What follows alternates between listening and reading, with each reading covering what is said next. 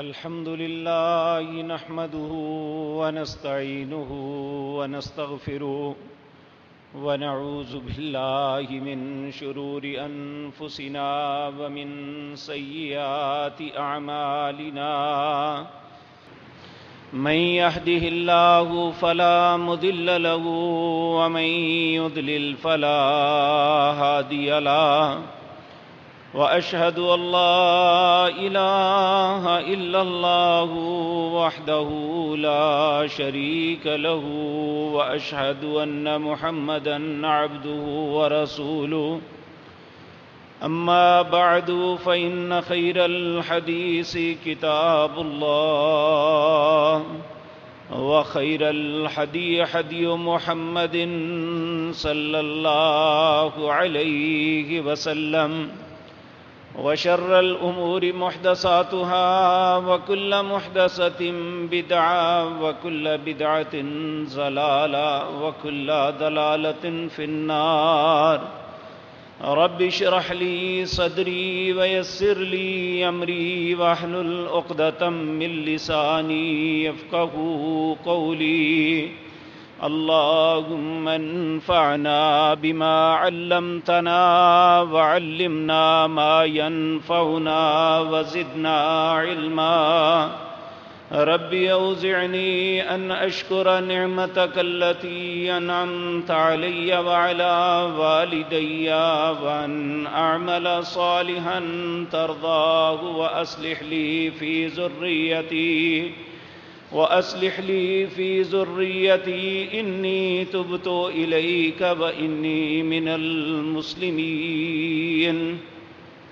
أعوذ بالله السميع العليم من الشيطان الرجيم بسم الله الرحمن الرحيم وإذ قال إبراهيم رب اجعل هذا بلدا آمنا وارزق أهله من الثمرات من آمن منهم بالله واليوم الآخر قال ومن كفر فأمتعه قليلا ثم أضطره إلى عذاب النار وبئس المصير۔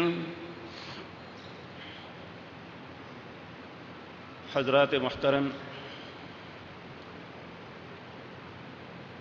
ایک مسلمان کی زندگی کی رونق، اس کے دل کی راحت اور اس کی عزت اور شرف جو ہے وہ اللہ کی عبادت کے ساتھ منسلک ہے۔ ہم نے رمضان المبارک گزارا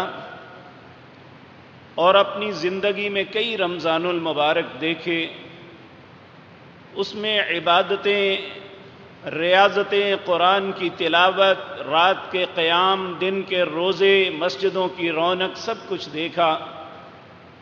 ایک عجیب بہار ہوتی تھی، لیکن اس دفعہ ایسا محسوس ہو رہا تھا جیسے ہم سے کچھ چھین لیا گیا ہے۔ مساجد میں رونق نہ ہونے کے برابر، ہر شخص اپنے دل میں خوف زدہ، اپنے گھروں میں دبکا ہوا۔ تاحال یہ کیفیت اسی طرح چل رہی ہے کہ ہمارا میڈیا ہر مسلمان کو اتنا خوف زدہ کر رہا ہے، حتیٰ کہ اس کا دل عبادت سے اچاٹ ہو گیا۔ اور یہ بات ہمارے سامنے تجربے نے دکھا دی ہے کہ پہلے ہم کہتے تھے کہ عبادت اس لیے نہیں ہوتی کہ فرصت نہیں ہے۔ آج دن اور رات کی فرصت میں ہم نے کتنی عبادت کی ہے، یہ میں اور آپ اپنے دل سے پوچھ لیں۔ اور یہ بات ہمارے سامنے آئی ہے کہ عبادت فرصت کی وجہ سے نہیں، اللہ کی توفیق کی وجہ سے ہوتی ہے کہ اللہ رب العزت دل کے اندر نیکی کے جذبات ڈال دیں تو انسان کا دل اسی نماز پہ، اس روزے پہ، اس قیام پہ باغ باغ ہوتا ہے، وگرنہ اس پہ موت کی مردنی چھا جاتی ہے کہ اگر اسے نیکی کا حکم کر دیا جائے۔ میرے عزیز بھائیو، یہ یاد رکھیں، ہماری عزت و شرف، ہماری عزت و عظمت یہ اللہ رب العزت کے حکم کے ساتھ منسلک ہے۔ آپ دیکھیں، یقین جانیے، آگے عید الاضحیٰ آ رہی ہے، حج کا موسم آ رہا ہے، ہر شخص مضطرب ہے کہ کیا ہوگا، حج ہوگا بھی نہیں یا نہیں ہوگا۔ جو لوگ زندگی کی پونجی اکٹھی کر کے بینکوں میں جمع کروا کے ان کی درخواستیں بھی نکل آئی ہیں، وہ بھی تذبذب کا شکار ہیں کہ آنے والے وقت ہمارے ساتھ کیا ہوگا، ہم اللہ کے گھر کی زیارت کر سکیں گے کہ نہیں، ہم بیت اللہ کا طواف کر سکیں گے کہ نہیں، ہم منا مزدلفہ عرفات میں اپنے رب سے اپنی خطاؤں کی معافی لے سکیں گے یا نہیں۔ ابھی ہر انسان تذبذب کا شکار ہے، لیکن حالات بتاتے ہیں کہ حقیقت بات یہ ہے کہ شاید رمضان کی طرح یہ معاملہ بھی اسی طرح گزر جائے۔ میرے عزیز بھائیو، ہمارے اندر قطعاً ابھی تک یہ سنجیدگی نہیں ہے کہ اللہ نے ہم سے اگر سجدے کا حق چھینا تو کیوں چھینا، اگر اللہ رب العزت نے مساجد میں آنا ہم سے چھڑوا دیا تو کیوں ایسا ہوا۔ تو بعض نیک اور صالح لوگوں کا مقولہ سامنے آتا ہے کہ جب اللہ رب العزت کسی قوم پہ ناراض ہوتے ہیں تو پھر اسے ڈنڈا پکڑ کے نہیں، اس سے سجدے کی توفیق چھین لیتے ہیں۔ آج ہماری کیفیت کچھ ایسی ہی بنی ہوئی ہے۔ میرے عزیز بھائیوں، وہ لوگ جو بہت ہی اچھے، جن کی زندگی ترتیب کے ساتھ نمازیں پڑھتی ہوئی گزرتی تھی، جو باجماعت نماز مس نہیں کرتے تھے، مہینوں سے مساجد میں انہوں نے منہ نہیں دکھایا، یہ سب کچھ کیوں ہے؟ میرے عزیز بھائیوں، آج کے دن میں آپ کی تسلی کے لیے، اپنی تسلی کے لیے کچھ ایسی باتیں عرض کرنا چاہتا ہوں، شاید اللہ ان باتوں کی وجہ سے ہمارے ایمان میں اضافہ فرما دے۔ میرے عزیز بھائیوں، عرب کے اندر ایک بستی ہے جس کا نام یثرب تھا۔ یثرب، جس کا اب نام مدینۃ الرسول ہے صلی اللہ علیہ وسلم، اور ہر مسلمان کے ایمان کی علامت یہ ہے کہ اگر اس کے دل میں اس شہر کی محبت ہے تو وہ اس ترازو پہ اپنے ایمان کو تول سکتا ہے، اگر وہ اپنے دل میں مدینۃ الرسول کی محبت نہیں رکھتا تو اسے اپنے ایمان پر رونا چاہیے، گڑ گڑانا چاہیے، اپنی اصلاح کرنی چاہیے کہ اللہ نے میرے دل کو ایمان سے خالی کر دیا ہے۔ تو وہ بستی جس کا نام یثرب تھا، یثرب کا مطلب ہے مصیبتوں کی اما جگہ، وہ جہاں مصیبتیں ہی ہوتی ہیں، جہاں رہنے والے بیماریوں میں مبتلا تھے۔ اللہ رب العزت نے اس شہر کو عزت و شرف کیوں دیا؟ اس شہر سے مصیبتیں کیوں ٹلی؟ اس شہر کا بخار کیوں وہاں سے چلا گیا؟ اس شہر میں برکت کیوں نازل ہوئی؟ قیامت تک کے لیے اللہ نے ہر آفت سے کیوں اسے محفوظ کر دیا گیا؟ آج کی مجلس میں سوچے تو صحیح، شاید اس رستے کو ہم بھی اپنائیں، ہمارے گھروں سے بھی مصیبتیں ٹل جائیں، ہمارے کاروبار، ہمارے معاملات جو ناگہانی آفات کی وجہ سے جنہوں نے ہمیں توڑ کے رکھ دیا ہے، شاید ہمارے لیے کوئی خیر اور اصلاح کا رستہ نکل آئے۔ میرے عزیز بھائیوں، جب ہم تاریخ مدینہ کو دیکھتے ہیں تو ہمیں پتہ چلتا ہے یہ نوح علیہ السلام کے پوتوں میں سے ایک پوتا تھا جس نے اس شہر کو آباد کیا، اور اس وقت سے لے کر جناب محمد الرسول اللہ صلی اللہ علیہ وسلم کی آمد تک یہ نہ صرف بیماریوں کی جگہ ہی نہیں تھی، بلکہ یہاں دو خاندان آباد تھے، ایک اوس اور ایک خزرج، دونوں ایک دوسرے کے جانی دشمن تھے اور اتنے قتل کر چکے تھے ایک دوسرے کے کہ شاید دنیا کی تاریخ اس بات میں سوچتی ہے کہ یہ کیسے ممکن ہوا کہ وہ لوگ جو ایک دوسرے کو دیکھ نہیں سکتے تھے، جو کبھی انسان ہونے کے ناطے ایک دوسرے سے محبت کی بات کرنے کے لیے تیار نہیں تھے، آخر وہ کون سا نسخہ استعمال ہوا کہ وہ سب بھائی بھائی بن گئے؟ اور اللہ رب العزت قرآن کریم میں کہتے ہیں اگر مال کے ساتھ محبت ملنی ہوتی تو میں تمہیں بتاتا ہوں لو انفقت ما فی الارض جمیعا ما الفت بین قلوبہم، اگر آپ زمین کے سارے خزانے لے کے ان دونوں خاندانوں میں بانٹ دیتے، اوس کو بھی دے دیتے، خزرج کو بھی دے دیتے، اور انہیں کہتے کہ دوستی کر لو، آپس میں بھائی بھائی بن جاؤ، لو انفقت ما فی الارض جمیعا، زمین میں جتنے خزانے ہیں، سونا ہے، چاندی ہے اور معدنیات ہیں جس کی قیمت ممکن نہیں کوئی انسان کیلکولیٹ کر سکے، کہا لو انفقت ما فی الارض جمیعا ما الفت بین قلوبہم، آپ ان کے دلوں میں الفت نہیں ڈال سکتے تھے، آپ ان کی صلح نہیں کروا سکتے تھے، مال کے ساتھ صلح نہیں ہوتی، معیشت کی استحکام کے ساتھ صلح نہیں ہوتی، معاشروں کی اصلاح جو ہے اس کی اصلاح کا طریقہ کچھ اور ہے، وہ کیا ہے؟ وَلَكِنَّ اللَّهَ أَلَّفَ بَيْنَ قُلُوبِهِمْ، اللہ نے ان کے دلوں میں الفت ڈالی، اور الفت کس نے کری؟ صلح کس نے کروائی؟ جناب محمد الرسول اللہ نے۔ اور اس کا سبب کیا بنا؟ میرے عزیز بھائیوں، نبی کریم صلی اللہ علیہ وسلم نے جب مکہ مکرمہ میں اپنی نبوت کا اعلان کیا تو 13 سال تک اہل مکہ نے کون سی اذیت اور تکلیف تھی جو نبی مکرم کو نہ دی ہو؟ حتیٰ کہ اگر آپ دیکھیں نماز پڑھنا، اگر آپ نماز پڑھنے تشریف لائے ہیں تو اس میں مجھے کیا تکلیف ہے؟ آپ نماز پڑھ کے تشریف لے جائیں گے، مجھے کیا تکلیف ہے کہ میں آپ کو اذیت دوں؟ لیکن کافر کے دل میں بغض ہوتا ہے مسلمان کا، وہ نہیں چاہتا کہ اس کا تعلق اپنے رب کے ساتھ ہو۔ تو نبی مکرم صلی اللہ علیہ وسلم کے ساتھ یہاں تک ہوا کہ ایک دن آپ حرم کے صحن میں بیت اللہ کے سامنے اپنے رب کے حضور سجدے میں پڑے ہوئے تھے تو ابو جہل خناس نے آپ کے اوپر اونٹ کی اوجڑی رکھ دی۔ یہ اتنی اذیت اور کرب دیتے۔ نبی کریم صلی اللہ علیہ وسلم جب بھی حج کا موسم آتا تو آپ عرفات میں منا میں چلے جاتے ہیں، منا میں سب حجاج اکٹھے ہوتے ہیں، کئی دن تک وہاں رہتے ہیں، تو نبی کریم مختلف ممالک مختلف شہروں کے آئے ہوئے جو وفد ہوتے ان سے ملاقات کرتے ہیں، انہیں دعوت اسلام دیتے ہیں۔ اسلام کی دعوت دینے کے بعد اگر کوئی تھوڑا سا مائل ہوتا تو کہتے آپ ہمیں جگہ دو، میری مدد کرو تاکہ میں دین اسلام کو پھیلانے کا سبب بن جاؤں۔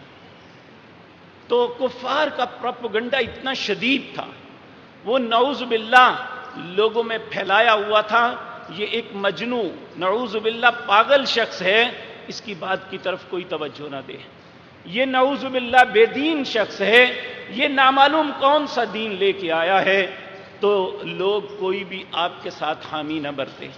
اسی طرح وقت گزر رہا تھا، آپ پہ سختیاں بڑھتی چلی جا رہی تھی۔ ایک سال آپ نے کچھ لوگوں کو ایک جگہ دیکھا جو جمرات کے پاس تھے، آپ نے ان سے پوچھا کہ آپ کون لوگ ہیں؟ کہنے لگے ہم یثرب کے رہنے والے ہیں، وہ بنو خزرج کے لوگ تھے۔ تو نبی کریم صلی اللہ علیہ وسلم نے فرمایا جو یہود کے حلیف ہیں؟ انہوں نے کہا ہاں۔ تو آپ نے انہیں فرمایا میں آپ سے بات کرنا چاہتا ہوں۔ وہ کہنے لگے کیا بات کرنا چاہتے ہیں؟ آپ نے فرمایا اگر ہم کسی الگ جگہ بیٹھ جائیں جہاں لوگوں کا رش نہ ہو تو میں اطمینان سے اپنی بات آپ کے سامنے رکھ سکتا ہوں۔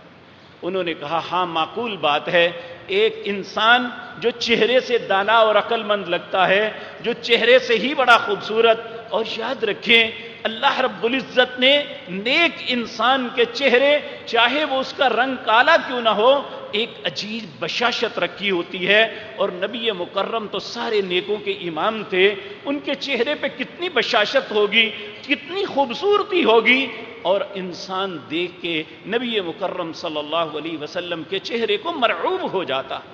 اور میں آپ کو عرض کر دوں حیی بن اخطب یہ یہود کے بہت بڑے ایک عالم دین تھا، جب یہ نبی کریم مدینہ منورہ تشریف لائے تو اس نے کہا کہ چلو میں جا کے دیکھوں، ہم نے اپنی کتابوں میں اس نبی کی تعریفات کو پڑھا ہوا ہے، اس نبی کی نشانیوں کو ہم نے دیکھا ہوا ہے، میں فوراً انہیں دیکھ کے پہچان جاؤں گا، اور جب وہ نبی کریم صلی اللہ علیہ وسلم کے ساتھ ملاقات کر کے واپس پلٹے تو بھائی نے پوچھا کیا خیال ہے؟ وہ کہنے لگا یہ چہرہ جھوٹا نہیں ہو سکتا۔ اور عبداللہ بن سلام رضی اللہ تعالی عنہ، انہیں اسلام کی توفیق نہیں ملی تھی، لیکن عبداللہ بن سلام رضی اللہ تعالی عنہ یہ بھی ایک یہودی عالم دین تھے، صرف آپ کا چہرہ مبارک دیکھ کے کہنے لگے کہ یہ ایسا چہرہ جھوٹا نہیں ہو سکتا، ان کی زبان سے جو باتیں نکل رہی ہیں میں نے ایسی باتیں نہیں سنی، اللہ کی قسم یہ اللہ کے نبی ہیں۔ وہ ایمان لے آئے۔ تو اللہ نے آپ کے چہرے میں عجیب ایک خوبصورتی، ایک بشاشت، ایک نور رکھا تھا کہ جو انسان آپ کو دیکھتا اگر اس کے دل میں کمینگی، بغض، اناد نہ ہوتا تو مرعوب ہو جاتا آپ کے چہرہ مبارک کو دیکھ کے۔ تو نبی مکرم صلی اللہ علیہ وسلم نے ان کے ساتھ بات کی کہ میں اللہ کا نبی بھیجا گیا ہوں، اللہ نے مجھ پہ کتاب نازل کی ہے، میں آپ کو دعوت اسلام دیتا ہوں۔ اب وہ لوگ جو بنو خزرج کے سردار تھے، یہ تقریباً 7 لوگ تھے، اور ان کا بڑا اسعد بن زرارہ رضی اللہ تعالی عنہ تھے۔ جب یہ باتیں سنی تو یہود کے ساتھ عموماً ان کا کلیش بھی رہتا تھا، دوستی بھی تھی، اور یہودی انہیں بارہا مرتبہ کہہ چکے تھے کہ قریب زمانہ آ چکا، اب اللہ کے آخری نبی آئیں گے اور پھر اس کے بعد ہم تمہیں تمہاری جڑ کو کاٹ کے رکھ دیں گے، وہ ہم ان کے ساتھ مل کے تمہارے خلاف لڑیں گے، تم جو ہمارے ساتھ ظلم کرتے ہو۔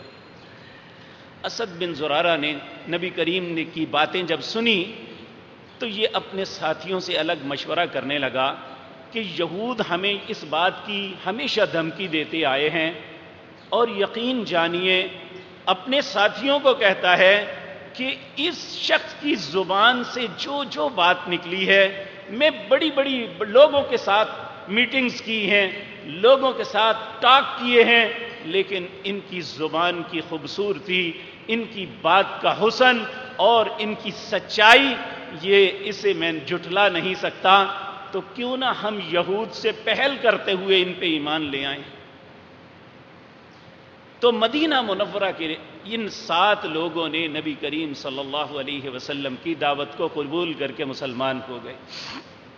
نبی کریم صلی اللہ علیہ وسلم نے ان کے ساتھ حضرت مصعب بن عمیر کو بھیجا، جو معلم بن کے گئے مدینہ منورہ میں، اور آنے والے سال تک 70 لوگ جو ہے مسلمان ہو چکے تھے، اور یہ سب کے سب ان کا نام اللہ نے کیا رکھا؟ انصار، مددگار۔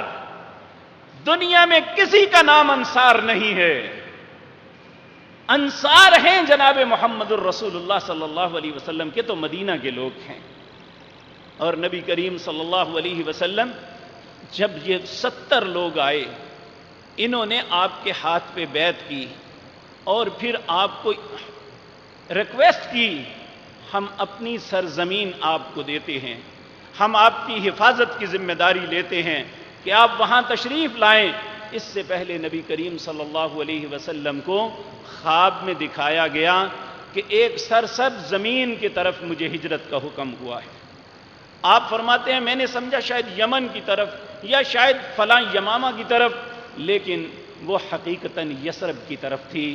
اللہ رب العزت کے حکم سے پھر جب انہوں نے آپ کو دعوت دی کہ آپ لوگ اور مسلمان مدینہ منورہ میں آ جائیں، تو مسلمانوں کو نبی کریم نے اجازت دے دی کہ وہ مدینہ کی طرف ہجرت کر جائیں۔ تو اللہ رب العزت کے حکم کے مطابق یہ لوگ گئے۔ اب وہ بستی جس طرح میں آغاز میں عرض کر چکا ہوں، جس میں کلیش عروج پہ تھا، قتل و غارت گری تھی، اور انسان ایک دوسرے پہ ظلم کرنا اپنا حق سمجھتے تھے، جہاں مصیبتیں ہر جگہ ڈیرے جمائے بیٹھی تھی، جہاں ہر آنے والے وقت میں ایک نئی بلا پھوٹتی تھی، ایک نئی وبا آتی تھی، اور ہر موسم میں موسمی بخار آتا تھا جس سے بے شمار لوگ مبتلا ہو جاتے تھے۔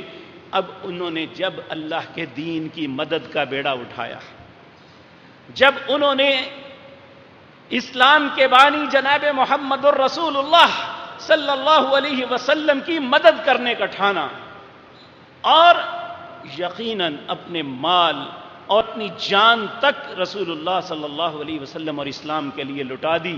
اللہ ان کی قبروں کو نور سے بھر دے. یہ وہ لوگ تھے جن کی وجہ سے کہ انہوں نے اسلام کے مددگار بن گئے اور اسلام کے ساتھی بنے، رسول اللہ صلی اللہ علیہ وسلم کو مدینے کی دعوت دی. پھر ایک دن ایسا بھی آیا، نبی مکرم صلی اللہ علیہ وسلم، سختی بہت تھی، آپ گھر سے ہی نہیں نکلتے، آپ یا رات کو نکلتے یا فجر سے پہلے، اور خصوصاً سیدنا ابو بکر جو آپ کے بہت قریبی دوست تھے، آپ ان کے پاس ضرور جاتے. ایک دن جب مسلمان وہاں سے نکلنے لگے تو ابو جہل نے اپنے مکہ مکرمہ کے لوگوں کو جمع کیا کہ یہ تو نکلتے جا رہے ہیں، ہمیں ان کی جڑ کاٹنی چاہیے. کسی نے کہا کہ رسول اللہ کو قید کر دیں، یہ قید میں ہی نعوذ باللہ بھوک کے ساتھ تڑپ تڑپ کے فوت ہو جائیں. کچھ نے کوئی مشورہ کیا، کہنے لگا نہیں، مجھے تمہارا مشورہ پسند نہیں، میں تمہیں بتاتا ہوں کہ ہر قبیلے کا ایک طاقتور نوجوان لو، اس کے ہاتھ میں تلوار پکڑاؤ، سب یکبارگی میں حملہ کریں، اور جب یہ ایک دم حملہ کر کے نعوذ باللہ نبی مکرم کو شہید کر دیں گے تو بنو ہاشم کو پتہ ہی نہیں چلے گا کس کی تلوار سے آپ کی شہادت ہوئی ہے. تو وہ ہم سارے قبائل سے جو ہے مقابلہ نہیں کر سکیں گے. جب انہوں نے یہ پلاننگ بنائی تو اللہ نے بھی ایک پلاننگ بنا لی. اللہ کہتے ہیں وَيَمْكُرُونَ وَيَمْكُرُ اللَّهُ، ایک تدبیر انہوں نے کی اور ایک تدبیر رب نے کی، لیکن واللہ خیر الماکرین، اللہ کی تدبیر سب سے زیادہ کامل ہوتی ہے. میرے عزیز بھائیوں، کاش آج میں آپ کو دعوت فکر دیتا ہوں. ہمیں اس ماسک پہ تو بڑا بھروسہ ہے، ہمیں سینیٹائزر پہ بڑا بھروسہ ہے، ہمیں جو ہے گھر میں چھپ کے بیٹھ جانے پہ بڑا بھروسہ ہے. کاش اتنا بھروسہ ہم اپنے رب پہ کر لیتے تو یہ مصیبت یہاں تک نہ پہنچتی. تو میرے عزیز بھائیوں، جب انہوں نے نبی مکرم صلی اللہ علیہ وسلم، ان کو گھیرا ڈال دیا گیا، اب نکلنا ناممکن ہے، لیکن رب کی تدبیر غالب ہوتی ہے. رب کی تدبیر غالب ہوتی ہے، کوئی رستہ نہیں. چاروں طرف سے دو لوگ ہیں اندر، بلکہ اکیلے ہیں رسول اللہ صلی اللہ علیہ وسلم. سیدنا ابو بکر کو بعد میں گھر سے لیا گیا، اکیلے ہیں گھر میں، گھر کی خواتین ہیں کچھ، اور پورے مسلح ہو کے مکے کے جو بڑے طاقتور نوجوان تھے کھڑے ہیں. اب اللہ کی تدبیر شروع ہونے لگی ہے. اللہ رب العزت نے آپ سے کہا کہ اپنے ہاتھ میں مٹی پکڑو، اور آپ مٹی پکڑ کے شروع ہوتے ہیں. یاسین والقرآن الحکیم انک لمن المرسلین علی صراط مستقیم تنزیل العزیز الرحیم لتنذر قوما ما انذر آباؤہم فہم غافلون لقد حق القول علی اکثرہم فہم لا یؤمنون انا جعلنا فی اعناقہم اغلالا فہی الی الاذقان فہم مقمحون وجعلنا من بین ایدیہم سدا ومن خلفہم سدا فاغشیناہم فہم لا یبصرون. جب اس آیت پہ پہنچے تو آپ بار بار اسے پڑھتے ہوئے باہر نکلنا شروع ہو گئے. اس آیت کا مطلب کیا ہے؟ وجعلنا من بین ایدیہم سدا، اے اللہ ان کے آگے بھی دیوار بنا دے، وَمِنْ خَلْفِهِمْ صَدًّا، ان کے پیچھے بھی دیوار بنا دے، فَأَغْشَيْنَاهُمْ فَهُمْ لَا يُبْصِرُونَ، انہیں اندھا کر دے یہ دیکھ نہ سکیں. نبی کریم نے مٹی پھینکی. اللہ رب العزت کہتے ہیں وَمَا رَمَيْتَ إِذْ رَمَيْتَ وَلَكِنَّ اللَّهَ رَمَى، اے میرے نبی مٹی تو آپ نے پھینکی تھی لیکن سب کی آنکھوں میں تیرے رب نے ڈالی تھی. وَمَا رَمَيْتَ إِذْ رَمَيْتَ وَلَكِنَّ اللَّهَ رَمَى. تو نبی مکرم باہر نکلتے ہیں یہ پڑھتے ہوئے. آج میں آپ کو عرض کر دوں، آپ اگر خدا نخواستہ اللہ آپ سب کی حفاظت فرمائے، سب کے گھروں کی اولادوں کی حفاظت فرمائے، اگر کسی مشکل میں درپیش ہو جاتے ہیں، آپ حق پہ ہیں، کوئی آپ کو تنگ کر رہا ہے، آپ اس سے خوف زدہ ہیں، آپ اس آیت کی تلاوت کریں، وَجْعَلْنَا مِن بَيْنِ أَيْدِيهِمْ سَدًّا وَمِن خَلْفِهِمْ سَدًّا فَأَغْشَيْنَاهُمْ فَهُمْ لَا يُبْصِرُونَ۔ وہ کوشش کے باوجود، طاقت اور قوت کے باوجود آپ کو ایذا نہیں دے سکے گا۔ یہ رسول اللہ کی سنت ہے۔ اللہ رب العزت نے یہ آیتیں آپ کو شاید اسی لیے دی تھی۔ اللہ ہمیں اپنی کلام پہ اعتبار کرنے کی توفیق عطا فرما دے۔ یہ یقین کامل کے ساتھ سب کچھ ہوتا ہے۔ تو میرے عزیز بھائیوں، آپ یہ دیکھ لیں، دنیا میں ایک عقلی بات ہے، جس ڈاکٹر پہ آپ کا ذہن مطمئن نہیں ہے، جس حکیم پہ آپ کا دل نہیں اٹکا، آپ کو زبردستی بھی جا کے وہاں سے دوا لے دے، آپ کو آرام نہیں آئے گا۔ کیوں؟ آپ کا یقین ہی نہیں ہے۔ تو جب ایک شخص پہ آپ کا یقین ہے تو اس نے وہی دوا بے شک دی ہو، آپ کو صحت مل جائے گی۔ کیوں؟ یقین ہے آپ کا اس پہ۔ اسی طرح میرے عزیز بھائیوں، اسلام کے جتنے احکامات ہیں، اسلام کی جتنی عزتیں ہیں، یہ اللہ پہ یقین کے بعد ملتی ہیں۔ اگر انسان متزلزل ہے، پتہ نہیں میرا رب کرے گا یا نہیں، پتہ نہیں ہمارے ساتھ ہوگا یا نہیں، تو پھر نہیں ہوگا۔ تو نبی کریم صلی اللہ علیہ وسلم، آپ جیسا یقین کامل کس کا ہو سکتا ہے؟ آپ نکلے باہر، وَجْعَلْنَا مِن بَيْنِ أَيْدِيهِمْ سَدًّا وَمِن خَلْفِهِمْ سَدًّا فَأَغْشَيْنَاهُمْ فَهُمْ لَا يُبْصِرُونَ۔ اللہ نے سب کو اندھا کر دیا، آپ نکل گئے، وہ ڈھونڈتے ہی رہ گئے۔ اللہ نے اپنے پیارے حبیب جناب محمد الرسول اللہ صلی اللہ علیہ وسلم سے وعدہ کیا تھا، وَاللَّهُ يَعْصِمُكَ مِنَ النَّاسِ، اے میرے نبی میں ان سب سے تمہیں بچاؤں گا۔ کسی کی جرت نہیں کہ آپ پہ ہاتھ اٹھائے۔ تو نبی مکرم وہاں سے نکل کے ہجرت کر کے مدینہ منورہ پہنچ جاتے ہیں، اور آپ مدینہ کی سرداری آپ کے سر پہ اس کا تاج رکھا جاتا ہے۔ تاج سے مراد یہ تاج جو ہمارے بادشاہوں کے ہوتے ہیں وہ نہیں سمجھیں، یہ ایک استعاری بات ہے۔ نبی مکرم صلی اللہ علیہ وسلم مدینہ کے حاکم بن جاتے ہیں۔ تو اب مدینہ منورہ کی بیماری، مصیبتوں کے ٹلنے کا آغاز یہاں سے ہوتا ہے، وہاں کی مصیبتوں کے خاتمے کا آغاز یہاں سے ہوتا ہے۔ آپ نے جو سب سے پہلا خطبہ، صدارتی خطبہ بحیثیت سربراہ مملکت اہل مدینہ کے سامنے دیا، اس میں 5 باتیں بتائی۔ نمبر 1، آپ نے فرمایا افشی السلام، لوگوں سلام کو عام کر دو۔ آج اس بیماری میں کیا کہا جا رہا ہے کہ کسی سے ہاتھ نہ ملاؤ۔ نبی کریم نے فرمایا جب ایک مسلمان دوسرے سے سلام کرتا ہے اور جب دونوں ہاتھ ملا کے 2 ہاتھ الگ نہیں ہوتے، اللہ دونوں کے گناہ معاف کر دیتے ہیں۔ ہمیں کہا جا رہا ہے ہاتھ نہیں ملائیں۔ میرے بھائیوں، میں دکھ کے ساتھ یہ بات عرض کر رہا ہوں، کسی کے لیے بری سوچ نہیں، اللہ سب پہ رحم فرما دے۔ جتنے لوگوں نے اپنے آپ کو آئسولیٹ کر لیا صحت کے باوجود، وہ اتنا ہی زیادہ اس تکلیف میں مبتلا ہوئے،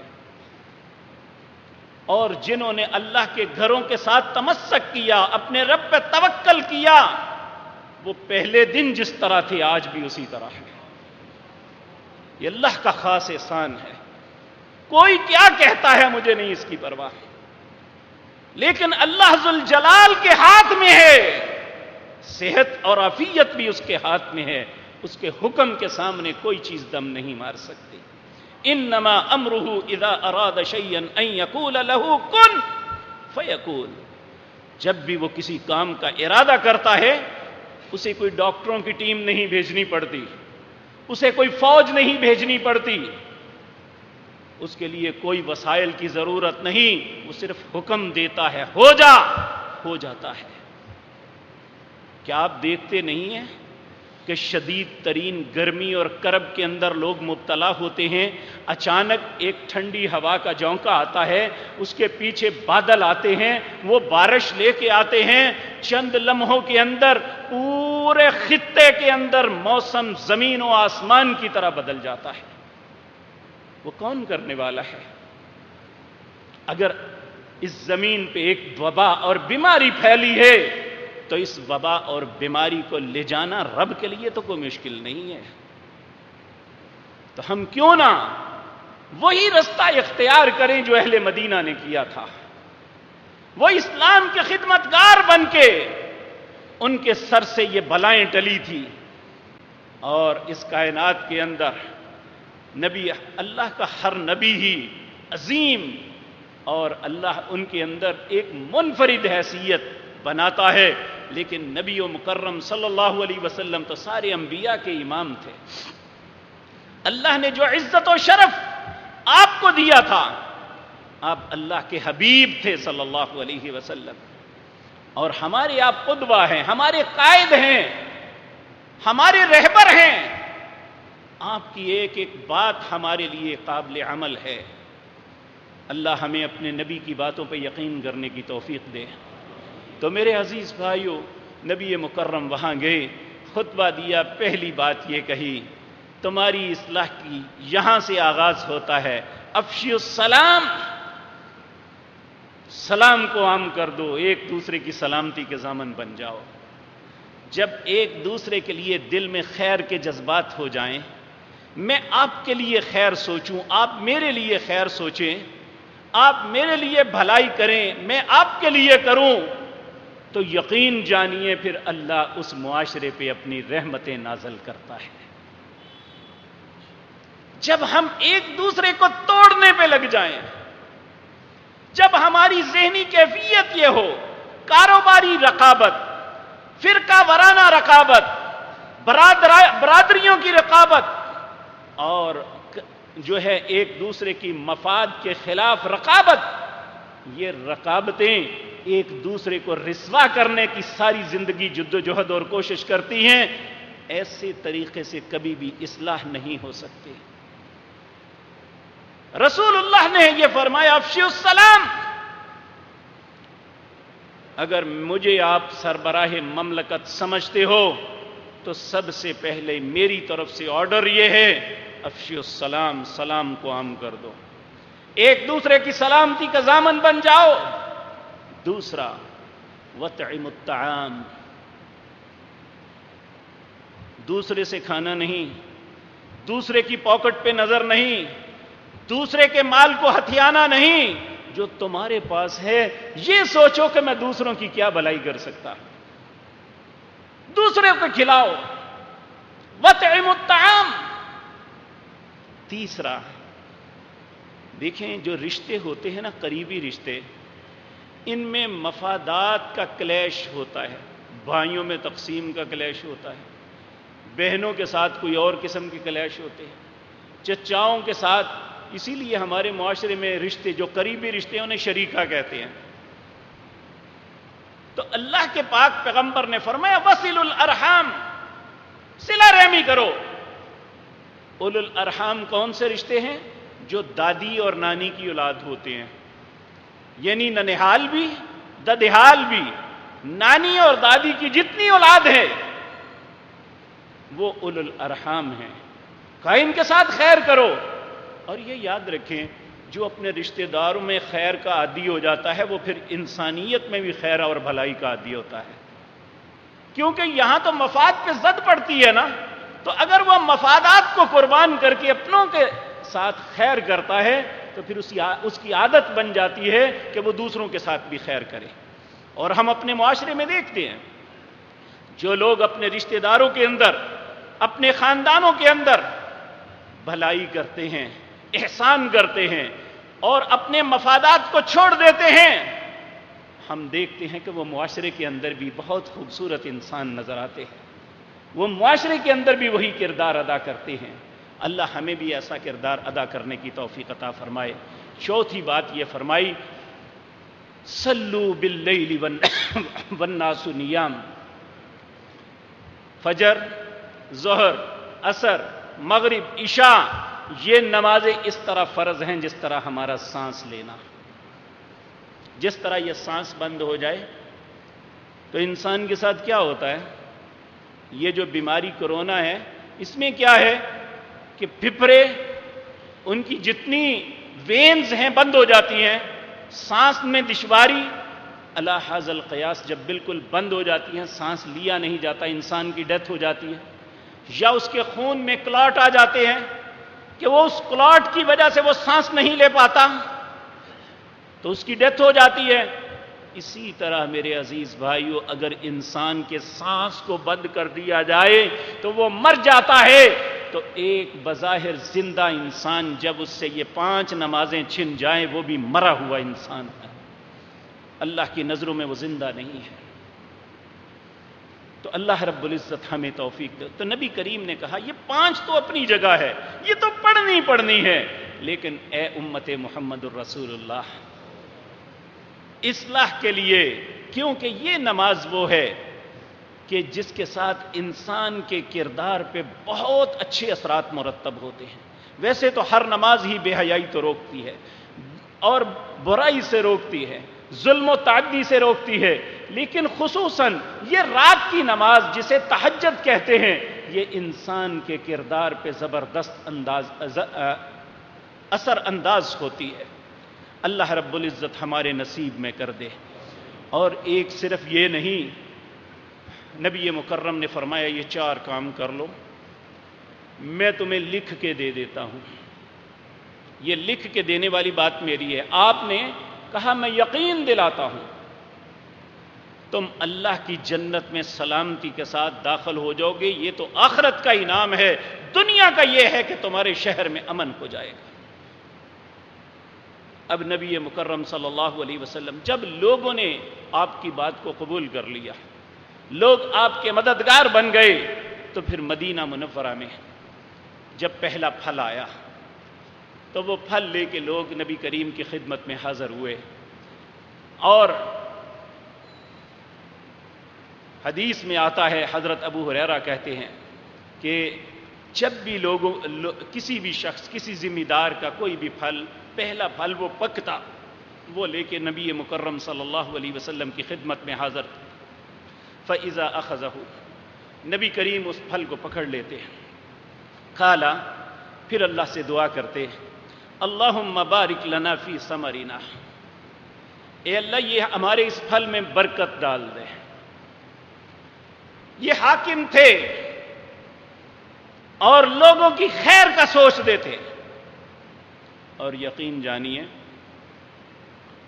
امام مالک رحمۃ اللہ علیہ یہ بنو عباس کے دور میں ہوئے، اور ایک دفعہ ان کے ساتھ کوئی بات چل رہی تھی تو انہوں نے کہا جاؤ بنو امیہ کے دور کے گوداموں میں سے گندم لے کے آؤ، آج کی گندم سے ان کی گندم کا سائز کتنا بڑا ہے۔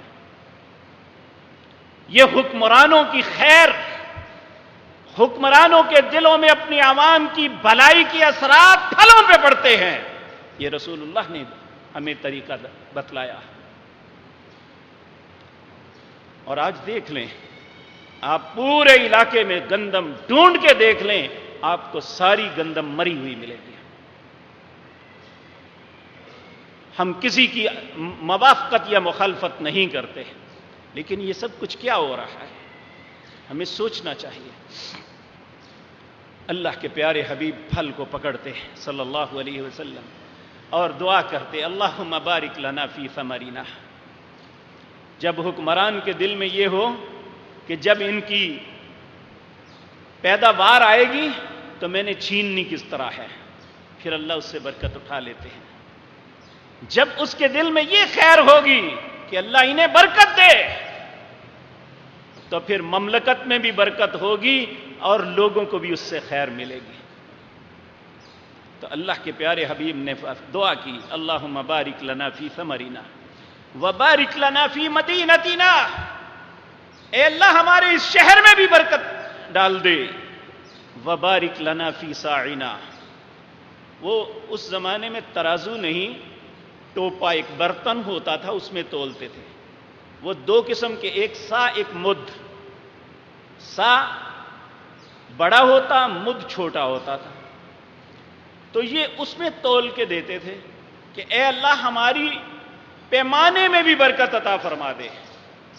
دیکھیں پھل میں برکت عطا فرما، ہمارے شہر میں برکت عطا فرما، ہمارے پیمانے میں برکت عطا فرما، پھر آپ نے اللہ سے دعا مانگی ہے کہ اے میرے اللہ ان ابراہیم عبدک و خلیلک و نبیک، اے اللہ ابراہیم تیرے نبی بھی تھے، تیرے خلیل اور بندے تھے، وانی عبدک و نبیک، اے اللہ میں بھی تیرا بندہ اور تیرا نبی ہوں، انہ دعاک لمکہ، میرے بابا ابراہیم نے مکے کی برکت کے لیے تجھ سے دعا مانگی تھی، وَإِنِّي أَدْعُوكَ لِلْمَدِينَةِ بِمِثْلِ مَا دَعَاكَ لِمَكَّةِ، اے اللہ میں تجھ سے مکے کی برکت سے دگنی برکت کی دعا مانگتا ہوں۔ اب دیکھیں جن لوگوں نے خیر کا سوچا، جنہوں نے خیر خواہی کی، آنے والے مسلمان مہاجرین، ان کے ساتھ کیا کیا تھا کہ جب مہاجر نبی پاک نے کسی کا بھائی بنایا، اس نے کہا یہ آدھا مال میرا آدھا تمہارا، تو مہاجرین پہ بھی اللہ رب العزت اپنے نور کی برکھا برسائے، انہوں نے بھی عجیب کہا کہ تم اپنا مال اپنے پاس رکھو، اللہ تمہیں برکت دے، ہمیں بازار کا رستہ بتاؤ، اللہ ہمیں رزق دے دے گا۔ یہ ہوتی ہے خیر۔ آج اگر مانگنے کی بات آتی ہے تو سارا ملک مانگنے کے لیے لائنوں میں کھڑا ہے، اسے ضرورت ہے یا نہیں؟ تو وہاں کیا بات تھی؟ جب خیر دلوں میں ہو، جن کو ضرورت مند تھے ان کے دل میں بھی خیر تھی، جو دینے والے تھے ان کے دل میں بھی خیر تھی، حتیٰ کہ قربانی اور اثار کا معاملہ یہ تھا۔ عبد الرحمن بن عوف رضی اللہ تعالی عنہ، آپ نے جس انصاری کا بھائی بنایا تو اس نے کہا عبد الرحمن یہ فلاں فلاں پراپرٹی ہے، لکھ کے لے آیا، آدھی تمہاری آدھی میری، میرے گھر میں 2 بیویاں ہیں، تم مہاجر بن کے لٹے پٹے آئے ہو، ایک بیوی کو طلاق دیتا ہوں تم رکھ لو۔ تو یہ نہیں کہا تھا مل رہا ہے مفت کا مال لے لو، کہا اللہ تجھے تیری بیوی بھی مبارک کرے، تیرا مال بھی مبارک کرے، اللہ تجھے بہت برکتیں نازل فرمائے، مجھے بازار کا رستہ بتاؤ۔ اور پھر چند دنوں کے بعد ان کی اس خودداری، اس بات پہ ان کا رب اتنا راضی ہوا کہ وہ دیکھتے رہے عبد الرحمن بن عوف جو ہے وہ جس طرح آج ہم کہتے ہیں اربوں کے مالک، حقیقت بات ہے اربوں کے مالک۔ اس زمانے کے مطابق سیدنا عبد الرحمن بن عوف رضی اللہ تعالی عنہ، انہوں نے ان کی پراپرٹی جب تقسیم ہوئی تھی تو کہتے ہیں ایک ایک بیوی، 4 بیویاں، ایک ایک بیوی کو 1/8 کا چوتھا حصہ 54 کروڑ روپے کے برابر آیا تھا۔ اور کیا راس لے کے نکلے تھے؟ یہ خیر ہے۔ معیشت اس طرح بہتر ہوتی ہے جب انسان ایک دوسرے کی خیر کا سوچے، جب یہ سوچیں کہ ملاوٹ کر کے ہم نے یہ سب کچھ کرنا ہے، جب یہ سوچیں کہ دوسرے کو دھوکہ دے کے ہم نے لینا ہے، جب یہ سوچیں کہ یہ سب معاملہ اس طرح کرنا ہے۔ میرے بھائیو، شاید ہمارے معاشرے میں یہ مثال نہ ملے۔ ہمارے ایک دوست، ان کی بہت بڑی ریاض میں دکان ہے، یہاں گجرانوالہ سے تعلق رکھتے ہیں۔ ایک دن مجھے کہنے لگے میں ایک عجیب بات بتاؤں، آپ نے کبھی زندگی میں نہیں سنی ہوگی۔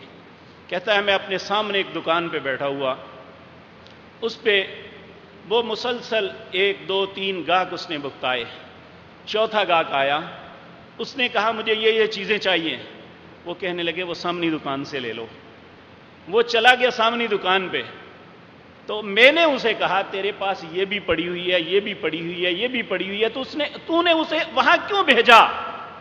وہ کہنے لگا دیکھ میں اب تک 3 گاہکوں سے پیسے جو ہے لے چکا ہوں، مجھے رزق مل چکا ہے، لیکن وہ میرا بھائی صبح سے فارغ بیٹھا ہے، میں نے کہا کہ ایک گاہک اس کے پاس بھیج دوں، اللہ اسے بھی رزق دے دے۔ جب یہ سوچ ہو جائے میرے بھائیو، یہ وہ نبی کی قوم ہے، ان کے اندر صفات ہیں۔ آج بھی ہم عربوں کو گالیاں تو بہت نکالتے ہیں، لیکن ان کے اندر جو صفات ہیں شاید ہمارے دور دور کبھی نظر نہ آئیں۔ کیا آج تک کبھی سنا ہے کہ گاہک آیا ہو میں کہوں نہیں میرے ساتھ والے بھائی نے نہیں، صبح سے وہ فارغ بیٹھا ہے میں اسے دے دوں؟ ہم کہتے ہیں وہ مرتا ہے تو مرے، مجھے ملنا چاہیے۔ میرے بھائیوں، نبی کریم صلی اللہ علیہ وسلم کی تعلیمات وہ تھی۔ مدینہ تو رسول کیوں بنا تھا؟ وہاں کی بیماریاں کیوں ختم ہوئی تھی؟ اسی خیر کی وجہ سے۔ حاکم عوام کے متعلق خیر خواہ تھے، اور عوام اپنے حاکم کے ساتھ مخلص تھے، اور مسلمان ایک دوسرے کے ساتھ خیر کرتے تھے۔ اور اللہ رب العزت کو قرآن کریم کے اندر تعریف کرنی پڑی، محمد الرسول اللہ، محمد اللہ کے رسول ہیں صلی اللہ علیہ وسلم، والذین معہ، ان کے جتنے بھی ساتھی ہیں، اشداء علی الکفار، کفار کے لیے تو ان کے دل سخت ہیں، رحماء بینہم، مسلمانوں کے درمیان بڑے ہی رحم دل ہیں، تراہم رکعا سجدا، اللہ کہتے ہیں ان کی تعریف کیا بتاؤں، جب بھی انہیں دیکھو گے یا رکوع میں ہوں گے یا سجدے میں ہوں گے، یہ نہیں کہ سارا دن اور ساری رات پیسے کے پیچھے ہی بھاگتے ہیں، تراہم رکعا سجدا یبتغون فضلا من اللہ ورضوانا، ان کی زندگی کا مقصد ہی یہ تھا، اپنے رب کا فضل اور اس کی رضامندی کو تلاش کرو، ہمارا رب کس طرح راضی ہو جائے۔ اور میرے بھائیوں، آج ہم اگر کسی فیکٹری میں ملازم ہیں، اگر کسی دکان پہ ملازم ہیں، اگر ہمارا مالک ہم پہ خوش ہو جائے تو پھر ہمیں یقین ہوتا ہے اب یہ ہمارے ساتھ خیر کرے گا، اب یہ ہمیں جو ہے ہماری تنخواہ میں انکریز زیادہ کرے گا، ہم پہ خوش ہوگا۔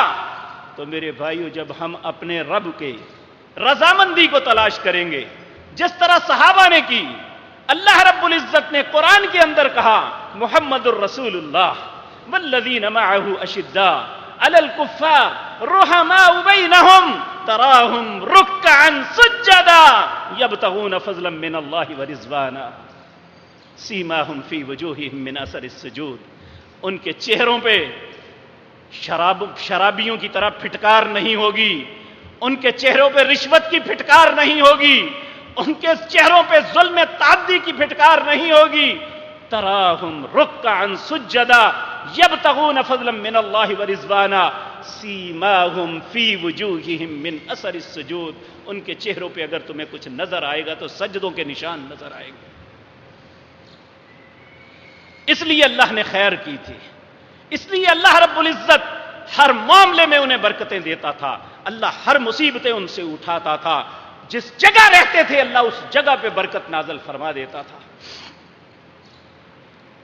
وہی مدینہ جو لوگوں کے لیے ایک تانا تھا، لوگ وہاں جانے پہ گھبراتے تھے، وہاں اللہ کے رسول نے دعا مانگی، اے اللہ مدینے کے بخار کو یہاں سے لے جائے۔ اللہ نے اپنے نبی کی دعا کی برکت کی وجہ سے ہمیشہ کے لیے وہاں سے وبائیں ختم کر دی۔ اب قیامت تک مدینے کے 7 دروازے ہوں گے، ہر پہ فرشتے کھڑے ہیں، نہ مدینے میں طاعون داخل ہو سکے گا، نہ دجال داخل ہو سکے گا۔ تو میرے عزیز بھائیوں، ہمارے لیے بھی قیامت تک جو بھی اہل ایمان ہیں، جو اہل اسلام ہیں، انہیں معیار بتا دیا کہ جس کے دل میں مدینہ منورہ کی محبت ہے، مدینہ منورہ کی محبت کا سبب اس لیے ہے کہ ان لوگوں نے رسول اللہ کی مدد کی، اور پھر رسول اللہ نے اپنے شہر کو ہمیشہ کے لیے خیر باد کہہ دیا، اور آپ کا جسد اطہر اسی مدینہ کے اندر مدفون ہے۔ اور اللہ نے فرمایا، اے امت محمد الرسول اللہ صلی اللہ علیہ وسلم، اگر تم نیکی کا ارادہ کرتے ہو، نیکی کے لیے سفر کرنا چاہتے ہو، صرف 3 جگہوں کی اجازت ہے تمہیں، وہاں سفر کر سکتے ہو۔ نمبر 1 میرا گھر بیت اللہ ہے، نمبر 2 میرے نبی کا شہر مدینۃ الرسول ہے، میرے نبی کی مسجد نبوی ہے، نمبر 3 سارے نبیوں کی اما جگہ بیت المقدس کو تیسرے نمبر پہ رکھا، اپنا گھر پہلے نمبر پہ رکھا، دوسرے نمبر پہ میرے نبی جناب محمد الرسول اللہ کا شہر اور آپ کی مسجد کو رکھا۔ جس طرح مکے میں جانا نیکی ہے، اسی طرح مدینہ منورہ میں آپ نے فرمایا صلاۃ مسجدی ھذا، لوگوں میری مسجد کے اندر جو نماز پڑھے، میری مسجد کے اندر جو نماز پڑھے، خیرن، وہ بہتر ہے، من 1000 صلاۃ، دوسری مسجدوں میں 1000 نمازیں پڑھ لو، میری مسجد میں ایک نماز پڑھنا اس 1000 سے بہتر ہے۔ یہ برکتیں کہاں کیوں ملی؟ کیوں آئی برکتیں؟ رسول اللہ کی دعاؤں کی وجہ سے، لوگوں کی خیر کی وجہ سے، اسلام کی مدد کی وجہ سے۔ آج اگر ہم بھی چاہتے ہیں کہ ہمارے شہروں میں امن آ جائے، ہم بھی چاہتے ہیں ہمارے گھروں میں سکون آ جائے، ہماری مصیبتیں ٹل جائیں، ہمیں بھی اپنے پیارے نبی جناب محمد الرسول اللہ کا رستہ اختیار کرنا ہے، آپ کے صحابہ ان کا طریقہ اختیار کرنا ہے۔ یقین جانیے یہ بلائیں کوئی بلائیں نہیں ہیں، یہ مصیبتیں کوئی مصیبتیں نہیں ہیں۔ انما امرہ اذا اراد شیئا ان یقول لہ کن فیکون، جب بھی اللہ کسی کام کا ارادہ کرتا ہے اس کے لیے کوئی مشکل نہیں، ایک حکم آئے گا ساری دنیا کی طرح بدل جائے گی۔ تو میرے عزیز بھائیو، ہم سب آئیں اللہ کے گھر، ہم سب آئیں اللہ کی بارگاہ میں، ہم جھک جائیں اپنے رب کے سامنے، ہمارے چہروں پہ بھی وہ نور آ جائے کہ تراہم رکعا سجدا یبتغون فضلا من اللہ ورضوانا۔ ہماری بھی زندگی کا محور یہ بن جائے کہ اللہ کے فضل اور اس کی رضامندی کو تلاش کرنا ہے۔ سیماہم فی وجوہہم من اثر السجود، اللہ فرماتے ہیں تمہارے چہروں پہ بھی اگر سجدوں کے نشان آ جائے تو مجھے حیا آتی ہے ایسے چہرے پہ جس پہ سجدے کا نشان بھی ہو اور میں اسے تکلیف میں مبتلا کروں۔ تو اللہ رب العزت ہم پہ رحم فرمائے۔ تو میرے بھائیو، ہمارے سامنے مدینۃ الرسول جس کا نام یثرب تھا، مصیبتوں کی جگہ تھی، وہ ہمارے لیے ایک خوبصورت نمونہ ہے کہ اللہ نے اگر اس شہر کو بدل دیا، اس کی فضا کو بدل دیا، اس کے معاملات کو بدل دیا، قیامت تک کے لیے بابرکت بنا دیا، تو کیا ہم اگر اس رستے پہ چلیں گے تو ہماری مصیبتیں نہیں ٹلیں گی؟ انشاءاللہ ضرور ٹلیں گی۔ مدینہ کے منافقوں نے یہ بات کہی تھی جب نبی کریم احد میں تھوڑی سی تکلیف میں مبتلا ہوئے تو مدینے کے دروازے پہ آ کے کہنے لگا لَيُخْرِجَنَّ الْأَعَزُّ مِنْهَا الْأَذَلَّ۔ آج سب سے عزت والے نے سب سے ذلیل نعوذ باللہ نبی کریم کی طرف اشارہ کر کے کہا، ان کو نکال دیا۔ اس کا اپنا بیٹا عبداللہ بن ابی کا بیٹا اپنے باپ کے گریبان کو پکڑ لیتا ہے، کہا کہہ تو سب سے ذلیل ہے، رسول اللہ سب سے عزت والے ہیں۔